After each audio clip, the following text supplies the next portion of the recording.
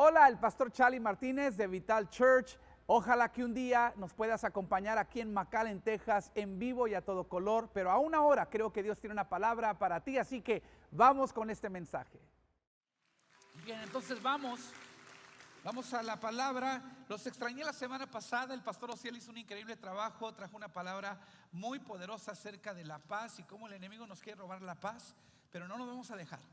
Y a mí me tocó ir al campus de Medio Valle. Dios está haciendo algo poderoso también allá. Y bueno, hoy no estamos en serie. Tengo un mensaje que es singular. Y cuando Dios habla de esta manera a mi corazón, siento que es una palabra muy específica para alguien. Así que abre tu corazón, porque quizás esa persona puede ser tu vida. Te invito al Evangelio según San Juan, capítulo 21, versículos 3 al 6. Después de que Jesucristo murió y resucitó, apareció en diferentes ocasiones a diferentes grupos de personas, a los discípulos especialmente. Y esa es una de esas veces. Pedro, que había sido pescador, había regresado a la pesca después de que Jesús murió y resucitó. Y ahí es donde vamos a ir al versículo 3 de Juan 21. Simón Pedro dijo: me voy a pescar. Nosotros también vamos, dijeron los demás. Se fueron 7 en total. Así que salieron en la barca, pero no pescaron nada en toda la noche. Al amanecer, Jesús apareció en la playa, pero los discípulos no podían ver quién era. Les preguntó: amigos, ¿pescaron algo? No, contestaron ellos. Entonces él les dijo: echen la red a la derecha de la barca y tendrán pesca. Ellos lo hicieron así y no podían sacar la red por la gran cantidad de peces que contenía. Amén. No sé a cuánto les gusta la pesca. A ver, levanten la mano los que les gusta la pesca.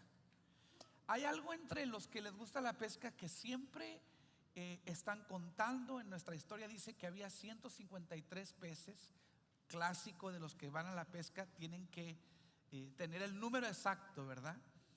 Y hay una anécdota que me encanta, de mis chistes favoritos, de un tipo que siempre estaba queriendo apantallar al resto del grupo. Siempre los quería apantallar y usaba mucho las manos. Decía uno: no, mira el pez que acabo de pescar. Y este decía: no, hombre, mira, yo los pesco de este tamaño. Y cada vez iba creciendo el pez y cada vez iban haciendo más grandes las manos, ¿no? Como suele suceder con esas historias. Finalmente, un día que se fueron de la pesca, los amigos esperaron, se quedó dormido y le amarraron las manos. Lo despertaron y le dijeron: a ver, enséñanos de qué tamaño los pescas. Y aquel dijo, sin pensarlo 2 veces: no sé, dijo, pero el otro día, dice, los puros ojos, mira, así, los puros ojos. Hay gente que no les vas a ganar, ¿sí? Esta historia es una historia muy padre de un viaje de pesca, pero nos hace reflexionar. Miren, el mes de septiembre, acabamos de entrar, tiene una forma de darnos un golpe de realidad. Porque dicen los psicólogos que septiembre es cuando la mayoría de la gente siente: caray, ya estamos en la recta final del año, ¿sí? ¿Y qué pasó con mis propósitos de año nuevo que me propuse en enero? Esas propuestas ya no se ven tan prometedoras a estas alturas del año. O sea, juraste que ibas a ahorrar dinero, pero Amazon tenía otros planes para ti, ¿no? Juraste que ibas a perder 10 libras y te faltan 15, ¿no? O sea, juraste que ibas a leer la Biblia en un año, agarraste el plan en tu aplicación, pero te atoraste en Levítico desde febrero y no has podido avanzar desde allí. O sea, nuestros propósitos de año nuevo en este mes, nos damos cuenta cómo hemos fallado, cuánto nos falta. Y cuando te das cuenta lo que te falta y qué tan lejos estás de donde te habías propuesto, la decepción se empieza a apoderar de ti. Te sientes como los discípulos en este capítulo 21 de Juan, que has trabajado duro, has hecho lo mejor que puedes, pero aún así tus redes están vacías. No hay progreso, no hay resultados, solo frustración. Pero aquí está la buena noticia. Septiembre también conlleva lo que los psicólogos llaman el efecto de un nuevo comienzo. El caos del verano ya quedó atrás, de las vacaciones, los niños están de vuelta en la escuela, tú vuelves a entrar en tus rutinas diarias y semanales. Hasta parece que el calendario nos está dando como una segunda oportunidad. Y es exactamente lo que sucedió con los discípulos. Su decepción no era el final de la historia. Su fracaso no canceló el plan de Dios para sus vidas. De hecho, mientras que sus redes estaban vacías, Jesús estaba preparando una pesca milagrosa. Y yo vine a decirle a alguien el día de hoy, alguien que se siente como que la decepción es una decepción, es una decepción ordinaria, puede ser que en realidad sea una decepción divina. Ese es mi tema el día de hoy. Una decepción divina. No porque Dios tenga la culpa de tu desilusión, sino porque Dios tiene un plan y un propósito, aún en medio de esa frustración, esa desilusión, esa decepción. Dios no es la fuente de tu frustración, pero si Él la permite, sabemos que Él es bueno, entonces si Él la permite, tiene que haber un propósito en ella. ¿Y qué si Dios está queriendo llenar tus redes, pero en su tiempo y a su manera? Dios quiere que te des cuenta de algo el día de hoy, que el proveedor siempre es mejor que la provisión. Él quiere que sepas que su plan todavía está en marcha. Puede ser que en este momento no estás viendo los resultados que querías, pero Dios sigue teniendo el control de todas las cosas. ¿Cuántos dicen amén? Así que quiero ayudarte el día de hoy a ver la decepción, la desilusión, la frustración a través de un lente divino. Y esto es lo primero que quiero que veas. La decepción divina no es una pérdida de tiempo. Es muy fácil sentir que estamos malgastando nuestro esfuerzo, que estamos perdiendo nuestro tiempo cuando no vemos resultados. Pero no lo es, lo vas a ver. Miren, Pedro había sido pescador desde mucho antes de que Jesús lo llamara. Ahora, en nuestra historia, él ya ha recorrido 3 años de su vida con Jesús. 3 años ha vivido con Él, ha viajado con Él, lo ha visto enseñar, predicar, hacer milagros. Y después del trauma de la crucifixión, la confusión de la resurrección y la culpa de haber negado a Jesús, porque no se les olvide que Pedro negó a Jesús justo antes de la crucifixión, 3 veces lo negó. Pedro decide que él va a volver a la pesca. Quizás porque la pesca era lo que él conocía, lo que él sabía hacer. Era algo donde él se sentía dentro de control. Era su zona de confort. Y aquí es donde muchos teólogos y predicadores critican mucho a Pedro, porque dicen que estaba como retrocediendo, que regresó a lo mismo de donde Dios lo había o Jesús lo había sacado. Pero honestamente yo respeto a Pedro. ¿Por qué? Porque él pudo haberse estancado en un mar de lástima. Él pudo haber entrado en un parálisis por la frustración, por la incertidumbre, pero eligió la productividad sobre la parálisis. Su viaje de pesca no era rebeldía, más bien era responsabilidad. Tenía que seguir comiendo. Como líder natural de los discípulos, quizás él pensaba compartir con los demás. Y observen que cuando Jesús viene al encuentro, no lo reprendió porque estaba pescando. Es más, en la pesca es donde Jesús salió a encontrarlo. Pero antes de ese momento que apareciera Jesús, las cosas no se miraban bien. Pescaban toda la noche y no había resultados, 0, nada. Y yo no sé cuántos han estado alguna vez allí. Te has esforzado, te has mantenido fiel y aún así no has dado resultados. Has estudiado mucho si eres estudiante, has enviado tus currículos, pero no te han devuelto la llamada para un trabajo. O en tu matrimonio has tratado de ser el cónyuge más paciente, más amoroso, pero sientes que ese amor no es correspondido. O en general has orado, has servido a Dios, has creído con todo tu corazón, pero aún así todo el infierno se desata contra ti. Pero aquí está la verdad que quiero que conozcas. Con Dios nada se desperdicia. Nada se desperdicia con Dios. Esa noche vacía de pesca no fue inútil. Incluso habían llegado al punto exacto dentro del mar donde iba a ocurrir el milagro. Estaban justo donde tenían que estar para que Jesús apareciera con esta intervención divina. A veces la fe no se construye en el milagro, se forja en la rutina.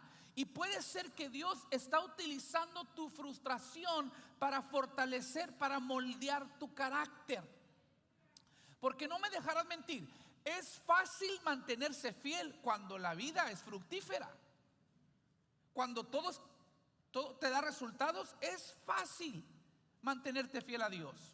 Cuando las oraciones son respondidas, cuando las puertas se abren de par en par, cuando las redes están llenas de peces, en esos momentos alabar a Dios es natural, servirle es emocionante, comprometernos es fácil. O sea, el ser fructíferos, el gozo que nos trae, hace que nuestro trabajo para Dios sea fácil. Pero aquí está el peligro. Si no tenemos cuidado, comenzamos a tratar a Dios como un medio hacia un fin solamente. Empezamos a tratar a Dios como si fuera una de esas máquinas expendedoras, en lugar de tratarlo como el Señor de todas las cosas. Que le aplanas un botón, haces esto y Dios te da esto. Le sirves y cae la bendición. Pero ¿qué pasa cuando las redes regresan vacías? Allí es donde realmente estamos siendo puestos a prueba. Allí es donde te das cuenta si realmente puedes liderar tus emociones o tus emociones te guían a ti.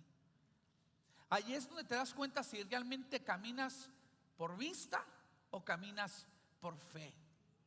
Allí es donde te das cuenta si realmente puedes confiar en Dios aunque no veas resultados. Lo puedes adorar cuando no lo sientes. Allí es donde te das cuenta. ¿Te das cuenta?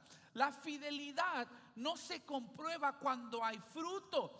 Se comprueba y se revela cuando no hay resultados. ¿Vas a seguir siendo fiel? ¿O solamente lo haces cuando todo marcha bien? Dios usa las estaciones vacías de la vida para moldear, repito, nuestro carácter. ¿Por qué? Porque Él quiere que nuestro carácter madure para que ya no dependa de la condición, para que ya no dependa de la circunstancia. Que aunque la situación esté mala, sepamos que nuestro Dios es bueno, que nos ama, que no nos deja. Es por eso que Pablo nos recuerda en Gálatas 6:9: no nos cansemos pues de hacer bien, dice, a su debido tiempo cosecharemos numerosas bendiciones si no nos damos por vencidos. Dile a la persona que está a tu lado: no te des por vencido. No lo pienses ni por un momento. Yo creo que por este motivo Jesús escogió a tantos pescadores como discípulos, porque los pescadores son tercos, no se rinden fácil, conocen la paciencia, conocen la persistencia. ¿A cuánto les ha tocado a los que les gusta la pesca estar toda la noche?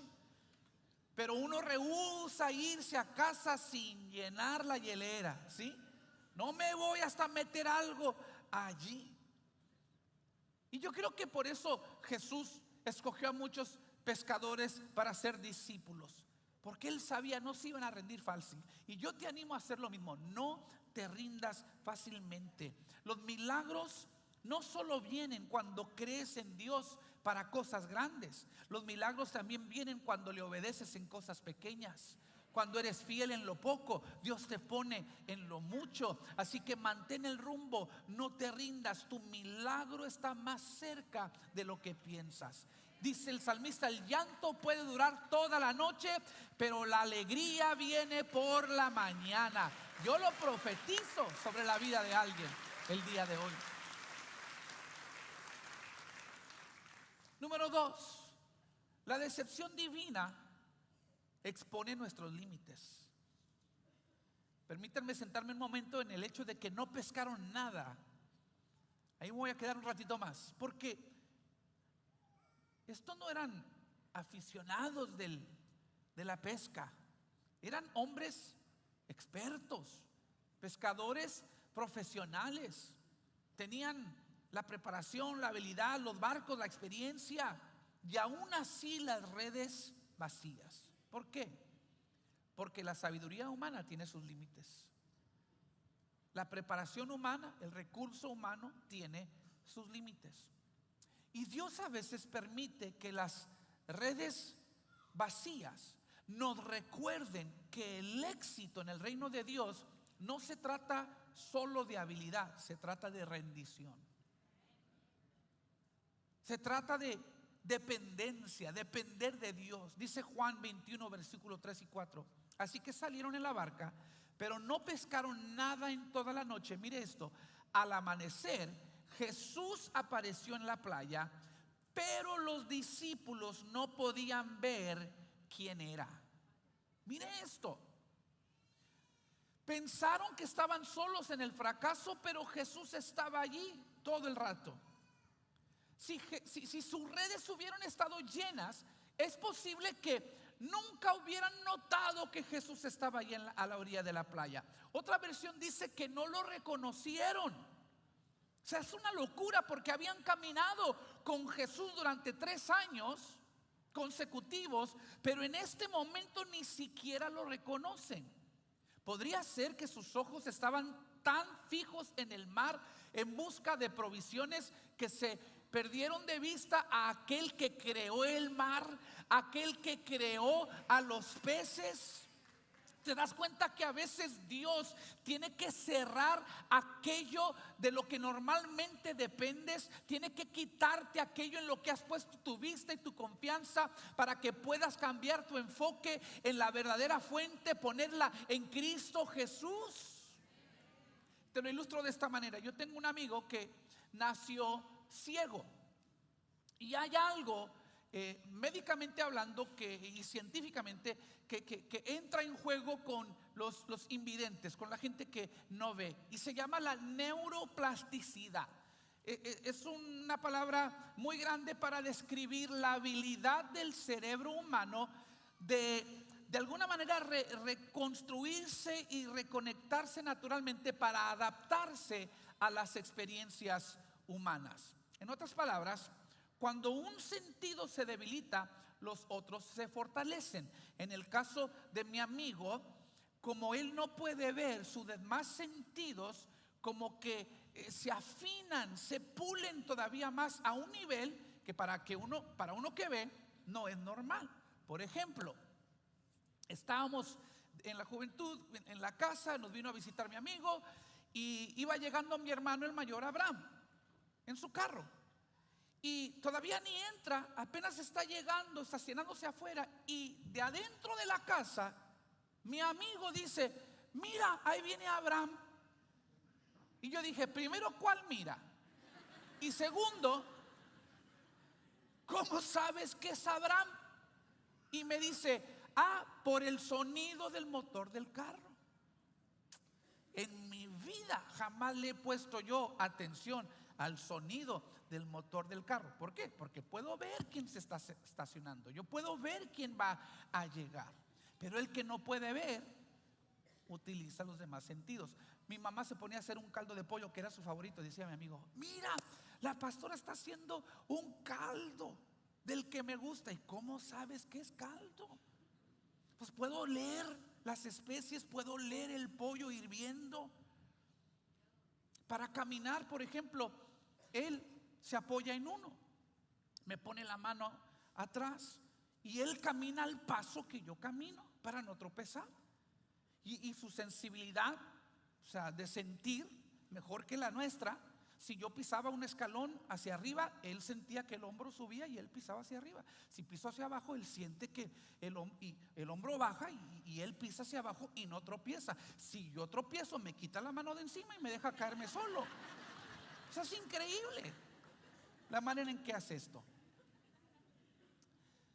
Y este es mi punto. A veces Dios te quita de vista aquello sobre lo cual te apoyabas.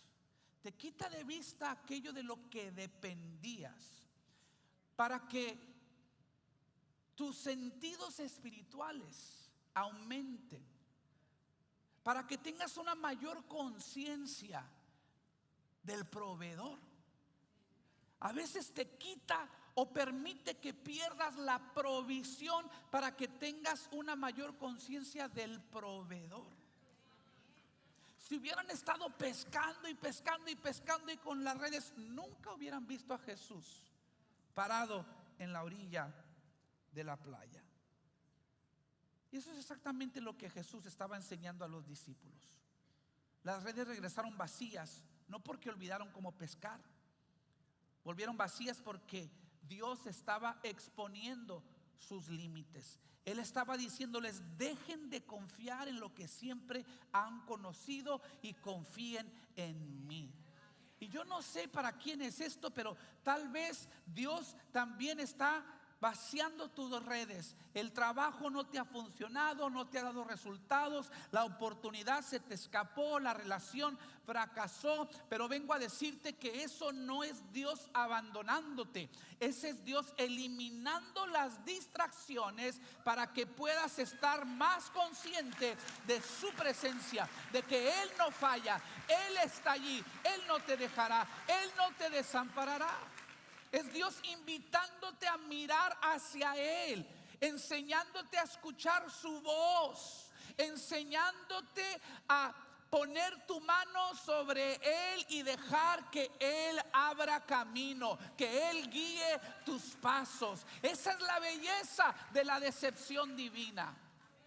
Incluso cuando Él raciona sus provisiones, todavía prodigia su presencia. Y al final del día, su presencia es lo que más necesitamos en nuestras vidas. Alguien dígame amén. Número 3.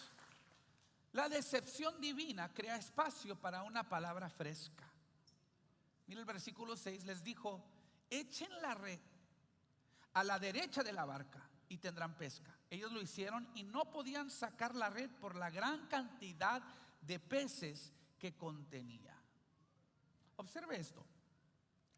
Los discípulos no necesitaban un nuevo mar, no necesitaban un nuevo barco, ni siquiera necesitaban nuevas redes.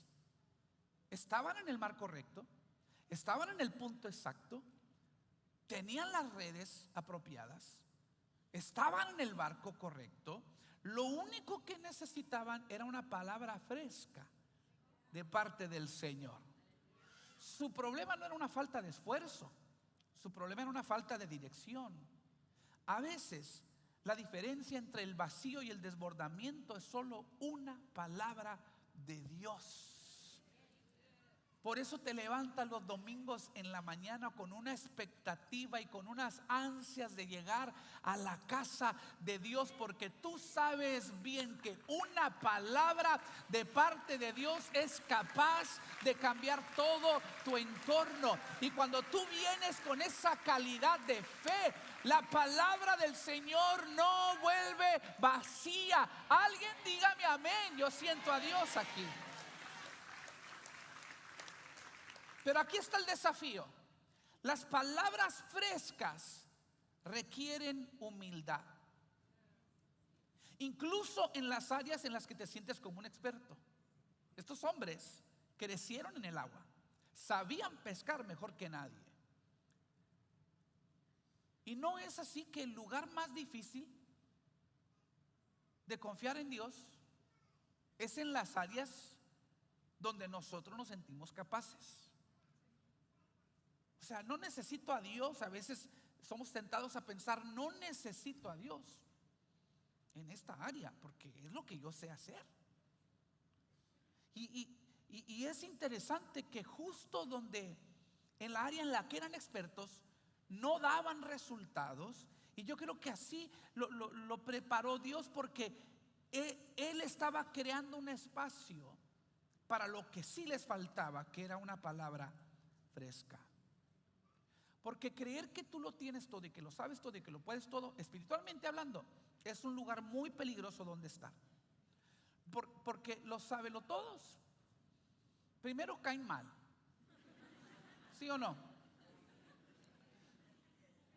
Los sabelotodos caen mal, sobre todo para aquellos que sí lo sabemos todo. No se crean, no se crean. Les voy a decir el verdadero problema con los sabelotodos, que no son capaces de aprender cosas nuevas, porque ya lo saben todo. Es decir, son imposibles de inspirar. Por eso los sabelotodos usted los ve que es la gente más seca, más fría, más amargada que existe, porque ellos llegaron a su límite. Ya no hay nada novedoso para ellos. Y espiritualmente ese es un lugar peligroso, porque es donde dejas de escuchar la voz de Dios, es donde se muere tu fe, es donde ya no tienes ambición sana, ya no tienes sueños, porque ya en tu mente lo sabes y lo has alcanzado todo. Afortunadamente para los discípulos, si algo habían aprendido de Jesús, es que los caminos de Dios son mayores que nuestros caminos, que los pensamientos de Dios no son nuestros pensamientos, que no puedes encasillar a Dios. El Creador es demasiado creativo como para restringirlo a nuestras expectativas humanas. Y eso es importante, porque lo que Jesús les pidió que hicieran era contrario a la intuición de ellos como pescadores. Les explico. En los barcos del siglo I, el aparato de gobierno estaba en el lado derecho, porque la mayoría de los marineros eran diestros. O sea, la mano fuerte es la mano derecha. Entonces el mecanismo para darle dirección al barco estaba por la mano derecha. Entonces ellos evitaban echar las redes a la mano derecha, porque se podían enredar con el timón. ¿Están aquí? Entonces la costumbre siempre era echar las redes a la izquierda. Además de eso, seamos realistas, ¿cuánta diferencia va a haber entre echar la red a la izquierda o irme unos cuantos pies y echarla a la derecha? Pero si hubieran descartado la instrucción de Jesús como tonta, como innecesaria, se habrían perdido del milagro. ¿Te das cuenta que las redes vacías crean espacio? En este caso, crearon un espacio no para un barco nuevo, no para redes nuevas, no para más peces, sino para una palabra fresca que cambió todo. Miren lo que dice Romanos 10:17. Así que la fe es por el oír, y el oír por la palabra de Dios. Note que Pablo no dice que la fe viene por el haber oído alguna vez. No, dice que la fe viene por el oír. Ese verbo es en tiempo presente, porque la fe no es algo que podemos almacenar como aquellos productos enlatados en una despensa. La fe es algo que se fortalece y se sostiene a medida que nos exponemos continuamente a la palabra de Dios. O piénsalo de esta manera: ¿no te vuelves físicamente más fuerte recordando el entrenamiento que hiciste hace 5 años? O sea, tienes que seguir haciendo ejercicio todos los días, porque luego te debilitas. Desarrollas fuerza entrenando hoy. Lo mismo sucede espiritualmente hablando. La fe se ejerce y aumenta a medida que escuchamos la palabra de Dios una y otra vez. ¿Cuántos dicen amén? La palabra oír implica que debemos permanecer lo suficientemente cerca de Él como para escucharlo. Es por eso, repito, que seguimos llegando a la iglesia cada domingo. ¿Por qué? Porque sabemos que todavía Dios habla. Es por eso que seguimos leyendo la Biblia, porque sabemos que Dios todavía habla. Es por eso que seguimos orando, porque Dios todavía habla a nuestras situaciones. Cuando la fe, escúcheme bien, cuando la fe se agota, no es porque Dios ha dejado de ser fiel, no es porque Dios ha dejado de hablar. La fe se agota cuando nosotros dejamos de escuchar su palabra. Y a veces se requiere de una decepción o una demora o una desilusión para quitar el ruido, para que podamos escuchar su voz de nuevo. Dios permite que las redes a veces regresen vacías para que aprendamos a confiar en su voz más que en nuestras capacidades o nuestros instintos. Hay una anécdota que he compartido, pero vale la pena repetir. Había un tipo que temía volar en aviones. Bueno, el miedo no era la altura, el miedo era la caída, ¿no? Pero él entraba en pánico, pero tenía que volar por su trabajo.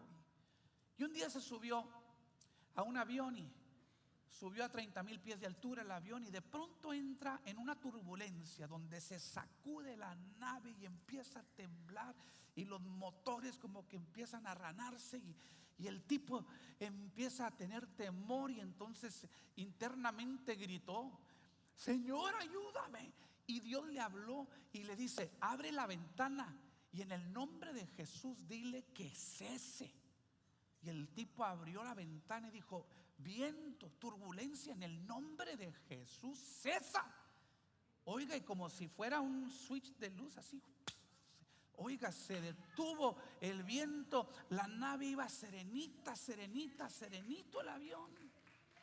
Y a los 5 o 10 minutos, sin embargo, apenas estaba quedando dormido cuando otra vez vino otra turbulencia y otras nubes y viento, y se empieza a sacudir la nave, y él vuelve a entrar en pánico, y entonces abre la ventana y dice: viento, en el nombre de Jesús cesa. Y no pasó nada, todavía seguía la nave.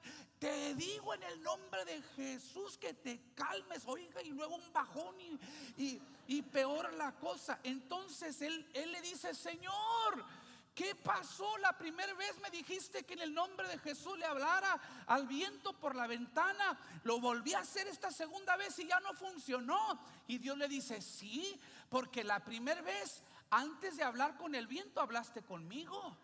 La segunda vez ya ni me consultaste. ¿Sabes que eso nos pasa? Por eso la palabra fresca de Dios es necesaria. Por eso la fe viene por el oír. Porque quizás Dios te dio en alguna etapa de tu vida una palabra que te dio resultados en esa temporada, pero como sus misericordias son nuevas cada mañana, estás en una nueva etapa, en una nueva situación, pero todavía estás con el método antiguo, con la palabra de ayer. O sea, tomaste la palabra de esa temporada y creíste que era una fórmula que te iba a funcionar el resto de tu vida. Lo que te funciona es Dios, lo que te funciona es su presencia, lo que te funciona es su favor, no el método humano. Por eso hay que seguir siempre buscando una palabra fresca de parte de Dios. Por eso regresan las redes vacías, porque Dios dice: es que la primer pesca milagrosa, porque esta no era la primera. Funcioné, obré de una manera, pero hoy quiero hablar de otra manera. Y tienes que mantener el oído abierto. Número 4, la decepción divina revela una provisión mayor. La provisión de Dios. Porque Dios no nos da una palabra fresca solo para resolver problemas. Esa palabra fresca tiene la intención de invitarnos a acercarnos a Él. Dice el versículo 7: entonces el discípulo a quien Jesús amaba, ese es Juan, le dijo a Pedro: es el Señor. Cuando Simón Pedro oyó que era el Señor, se puso la túnica porque se la había quitado para trabajar. se tiró al agua y se dirigió hacia la orilla. Aquí los teólogos entran mucho en debate que por qué Pedro se puso la túnica para echarse al agua, si normalmente cuando te echas al agua te quitas ropa, no te pones ropa. Yo tengo mi teoría, y es solo una teoría, no la busquen en la escritura, es una teoría humana mía, pero se las comparto. Yo pienso que se puso la túnica pensando que no se iba a mojar, porque alguna vez Pedro había caminado sobre el agua cuando Jesús lo llamó. Entonces él pensó, me voy a poner mi túnica y voy a caminar sobre el agua y voy a llegar hasta la orilla. Y llegó a la orilla, pero mojado. Llegó a la orilla con la túnica empapada. Repito, porque Dios no siempre obra de la misma manera. Dios tiene diferentes maneras de obrar. Pero mire esto.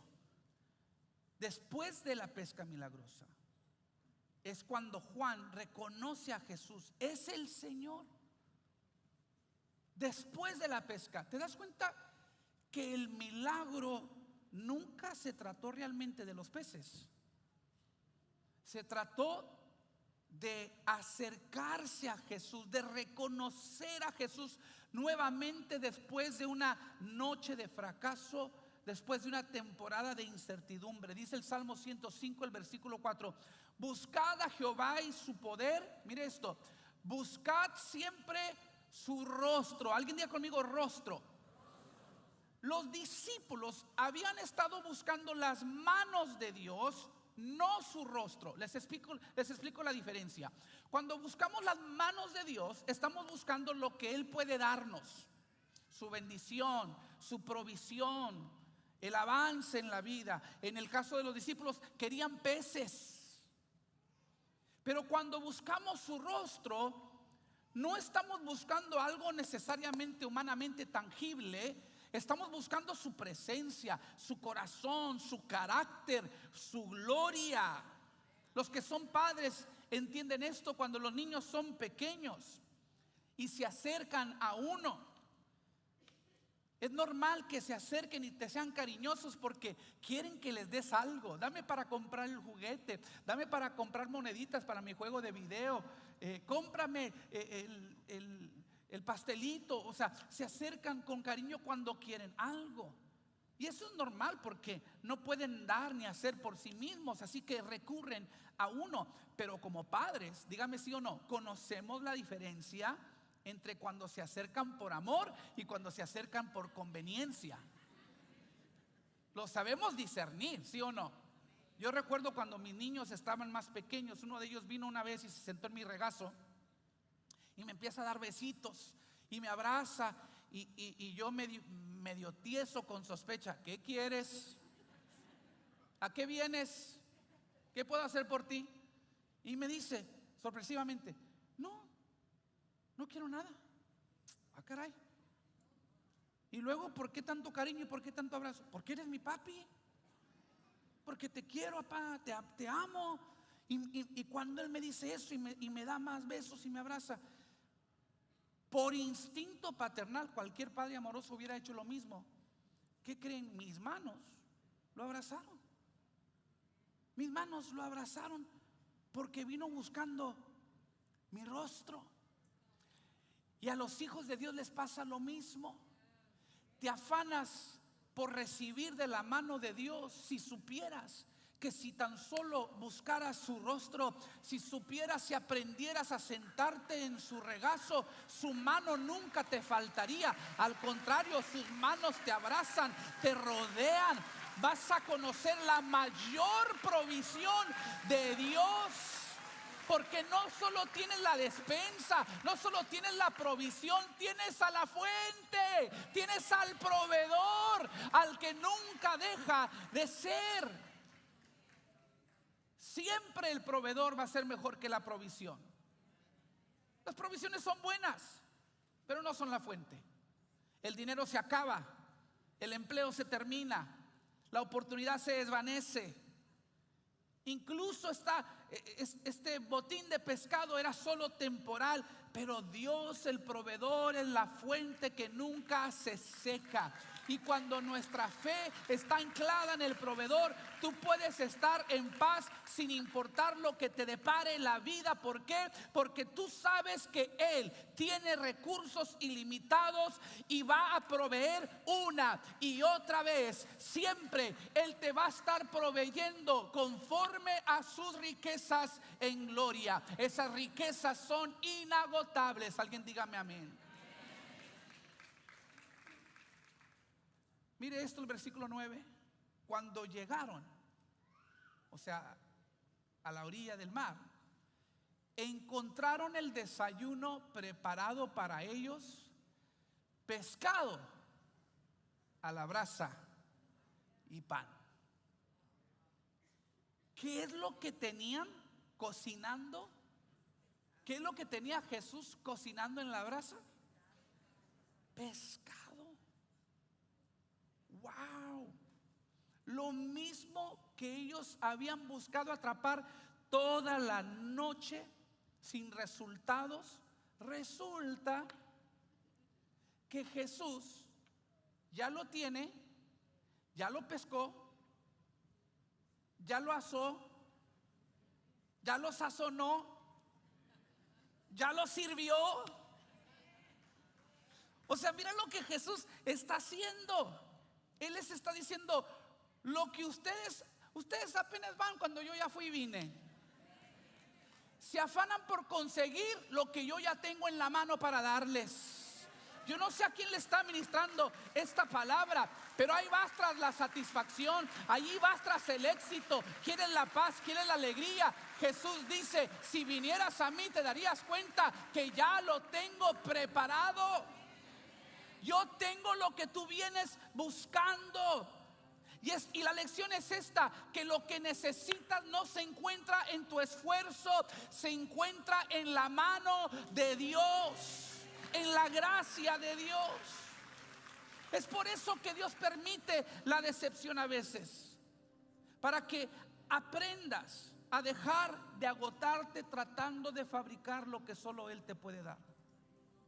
Una vez más, si descansas en su regazo y buscas su rostro, vas a experimentar su mano siempre a tu alrededor, abrazándote.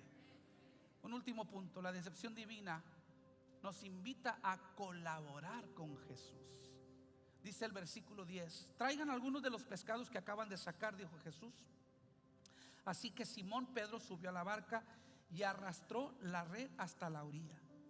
Había 153 pescados grandes y aún así la red no se había roto. Pero mire lo que dice Jesús: ahora acérquense y desayunen. Yo tengo una pregunta aquí. ¿Por qué Jesús les diría que trajeran su pescado si Él ya tenía el suyo? Porque no era por necesidad, era por invitación. Él estaba reformulando su perspectiva. Les pido no porque me falte, les pido porque quiero que seamos socios, quiero que colaboremos. No necesito, pero valoro tu esfuerzo, valoro tu trabajo, porque todo lo que hagas, hazlo como para la gloria de Dios.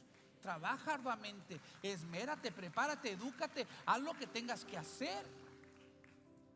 Pero luego trae eso y colabora conmigo. Les pidió que trajeran sus peces porque querían que supiera eso. Él valora el fruto de nuestra labor. Tengo una diapositiva que lo explica. Dámela. El esfuerzo humano, los pescados. A ver, ¿la tenemos? A lo mejor no la tenemos, pero ahí está. Jesús proveyó su propio pescado, hablando de la suficiencia de Dios. Los discípulos trajeron su pescado, hablando de la responsabilidad humana. Pero juntos era una colaboración por medio de la gracia. O sea, era Dios: no te necesito, pero te invito, te quiero hacer partícipe. ¿Estás conmigo? Y para nadie era esto más importante que para Pedro. Porque los que conocen la historia, Pedro cargaba con el peso de haber negado a Jesús 3 veces. Y a pesar de que Jesús había resucitado, a pesar de la aparición y esta pesca milagrosa, no estaba del todo Pedro convencido que él volvería a tener un ministerio, un liderazgo. Pero Jesús invita a Pedro a desayunar, porque la comida siempre se trata de comunión. La mesa siempre une a las personas. Y los que conocen la historia saben, ¿dónde fue que Pedro negó a Jesús? Fue en un patio, sentado ¿dónde? A un fuego, en una fogata. ¿Qué preparó Jesús para restaurar a Pedro? Un fuego, las brasas. En este fuego finalmente Pedro iba a dejar la culpa, iba a dejar la pena y la vergüenza. Dice el versículo 15: después del desayuno Jesús le preguntó a Simón Pedro: Simón, hijo de Juan, ¿me amas más que estos? Sí, Señor, tú sabes que te quiero. Entonces alimenta a mis corderos, dijo Jesús. Yo vine a decirle a alguien el día de hoy: estás más cerca de lo que crees. No has perdido tu tiempo. Tu trabajo no ha sido en vano. Dios va a recompensar tu paciencia, tu perseverancia, tu fidelidad, tu persistencia. Estás justo donde Él te quería. Él sabe galardonar a los que le buscan sinceramente. Es más, me atrevo a decir que lo único que tú necesitabas era una palabra fresca de parte de Dios para desbloquear esa pesca milagrosa, esa cosecha milagrosa, ese avance milagroso. Y yo creo que esta palabra que Dios me dio para ti el día de hoy era esa palabra fresca que tú necesitabas. Pero no pierdas el enfoque. El enfoque nunca fueron los peces. El enfoque fue la colaboración con Jesús, el compañerismo que iba a conducir a esta bonita relación que es la que Dios busca. Él siempre busca la relación antes que el recurso. No solo quiere proveer, quiere sentarse contigo, quiere cenar contigo, quiere conocerte y que le conozcas. Entonces ese retraso divino, esa desilusión divina, esa demora divina, esa decepción es divina. ¿Por qué? Porque esa retención temporal de la bendición estaba queriendo asegurar que nunca más vuelvas a confundir la bendición con el que bendice, la fuente, no, el suministro con la fuente. Porque tu mayor éxito se encuentra no en lo que hay en tus redes. Tu mayor éxito se encuentra en los planes, en el propósito y en la presencia del Dios Todopoderoso. Si recibes esta palabra, dale 10 segundos de tu mejor ofrenda de palmas al Rey de la Gloria. Ponte sobre tus pies. Te voy a invitar al altar. Sobre todo tú que vienes frustrado, que sientes que el año no te ha dado resultados, que tu esfuerzo ha sido en vano. Yo creo que hoy se rompe eso. Se ha dado esta palabra fresca para desatar una nueva temporada de bendición para ti. Y no tengas temor. Los de las cámaras tienen instrucciones que cuando pasamos al altar no van a ponerte la cámara ahí en la cara. Tú ven con confianza. No te fijes quién te está viendo. Dios está aquí. Él te quiere bendecir. Su misericordia es nueva el día de hoy. Él tiene más que darte que lo que tú le puedas pedir. Él es el Dios Todopoderoso. Así que mientras que adoramos su nombre, pasa a este lugar y vamos a dejar que Dios te ministre. El grupo de oración está listo también para apoyarte, orando por ti, poniendo manos sobre tu vida y creyendo que la bendición viene. Declaro, antes de que termine el año, la bendición va a llegar. Si lo recibes, levanta tus manos, abre tu corazón. Antes de que termine el año, viene la bendición de Dios. ¿Lo crees conmigo? Vamos a adorar.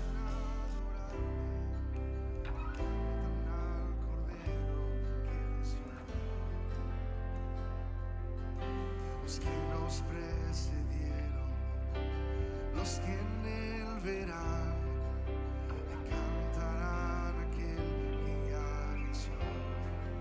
tu nombre. Tu nombre es más alto, tu nombre es más grande, tu nombre sobre todo es. Dominios y tronos, poderes y reinos, tu nombre sobre todo es. Cantan ángeles, santo, clama la creación, grítale santo, santo, exaltado Dios, santo, santo por siempre.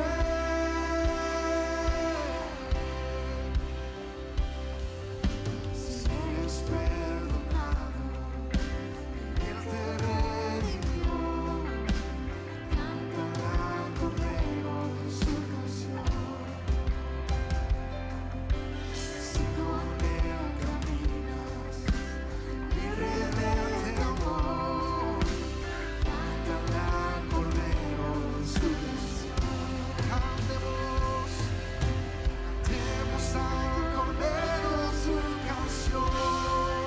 Cantan ángeles, santo, clama la creación, santo, exaltado Dios, santo, santo por siempre. Óyenos cantar, santo, Rey de majestad, santo, santo, por siempre serás, santo, santo por siempre.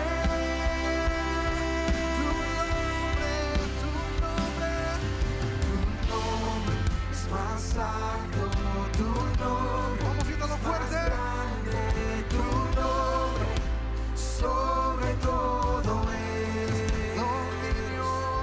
Dominios y tronos, poderes y reinos, tu nombre sobre todo es. Tu nombre es más alto, tu nombre es más grande, tu nombre sobre todo es.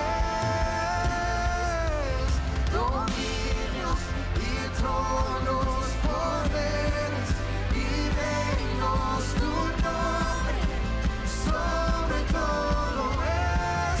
Cantan ángeles, santo, clama la creación, santo, santo, exaltado Dios, santo, santo por siempre.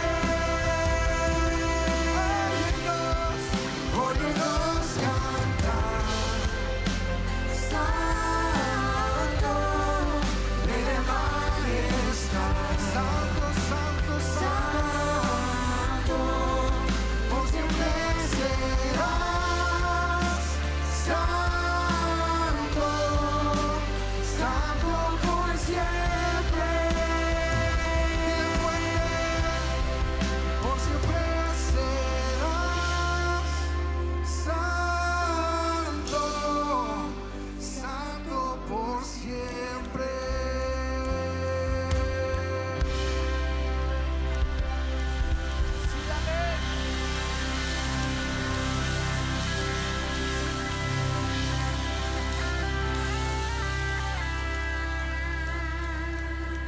Y pensar que ese Dios santo quiere una relación contigo.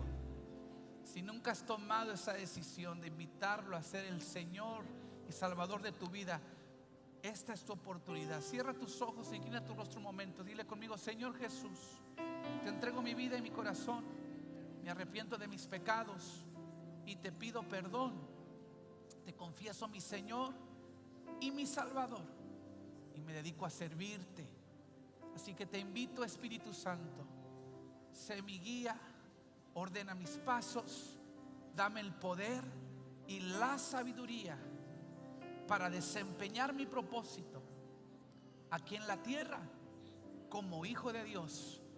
Abrazo la gracia, recibo el perdón, me declaro salvo por la sangre de Jesús, en cuyo nombre oramos. Amén, amén y amén. Felicidades, hiciste esa oración, has hecho la mejor decisión de tu vida. Y bienvenido a la familia. Antes de irnos, quiero reconocer a mis hermanos Gómez. I'm so thrilled to see you guys. Made my day to see you. Beautiful. Estamos orando por la familia Arias también, que perdieron a su mamá. Se nos fue una miembro de nuestra congregación, pero se fue en un momento hermoso de oración, todos unidos, intercediendo, poniendo todo en las manos del Señor. Pero aquí está la familia. ¿Cuántos son? Como 20, 30, no sé cuántos son. Denles un aplauso, si lo ve por ahí, denles un abrazo. Estamos con ustedes, les amamos. Vamos a orar para ser despedidos. Padre, pedimos tu bendición sobre tus hijos, que siempre vayas por delante de nosotros, para que no perdamos de vista que lo que realmente importa no es la provisión, sino el proveedor. Que si te tenemos a ti, lo tenemos todo, que nunca nada nos va a faltar. Que busquemos primeramente el reino de Dios y su justicia, para que todo lo demás sea añadido. Así lo declaro sobre tus hijos, que sus prioridades estén en orden y que sepan amarte, honrarte y servirte, y que por naturaleza divina, porque eres Dios bueno, sean derramadas sobre ellos las más ricas bendiciones. Otórgales favor, salud, prosperidad y posteridad hoy y siempre. En el nombre de Jesús los declaro bendecidos. Amén y amén. Les amamos, iglesia. Un abrazo a todos. Gracias por pasar su domingo con nosotros. Hola, nuevamente el pastor Charlie, deseando que el mensaje haya sido de bendición para tu vida. Si así lo fue, déjanos un comentario, un testimonio. Si quieres asociarte con nosotros a través de la generosidad, aquí hay una manera en que lo puedes hacer. Dios te bendiga y hasta la próxima.